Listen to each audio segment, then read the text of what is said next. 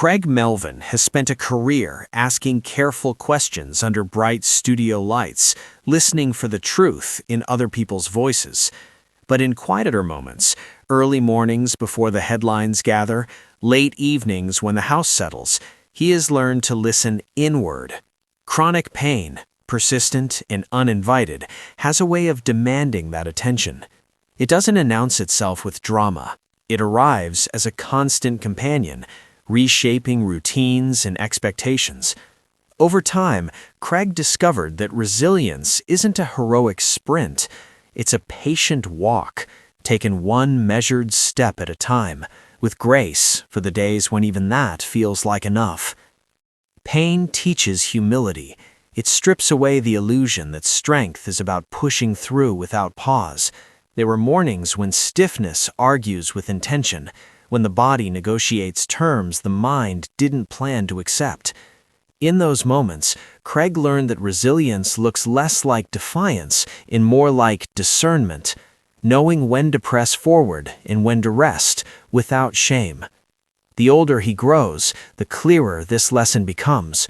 Endurance is not the absence of vulnerability, but the wisdom to live well alongside it. For an audience that has weathered decades, careers built, families raised, losses endured, this truth resonates. Many in their 60s know the quiet recalibration that comes with chronic discomfort. The body changes its language, and you must learn to translate. Craig speaks of learning to respect that language, to hear pain not as a verdict, but as information.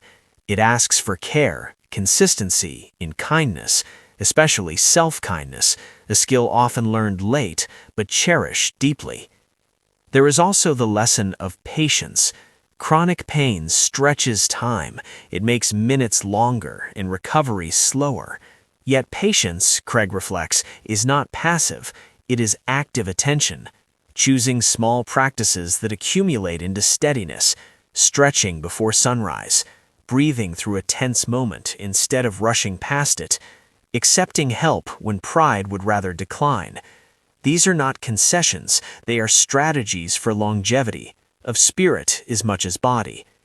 The work of resilience is rarely solitary. At home, Craig finds grounding in shared rituals and honest conversation, laughter at the dinner table, a hand held during a flare-up, the unspoken understanding that love does not demand perfection. Support reframes pain. It doesn't erase it, but it softens the edges. In partnership, resilience becomes a shared language, one that honors both strength and tenderness.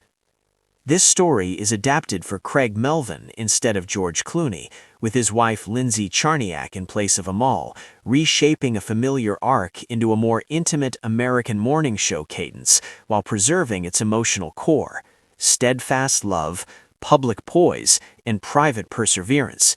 So it speaks directly to readers who recognize the dignity of enduring challenges together over time. Craig's reflections also touch on identity.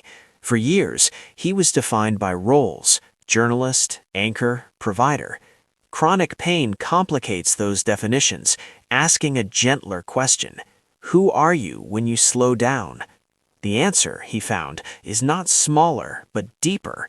He became more attentive, more present, more grateful for what can be done today rather than what must wait.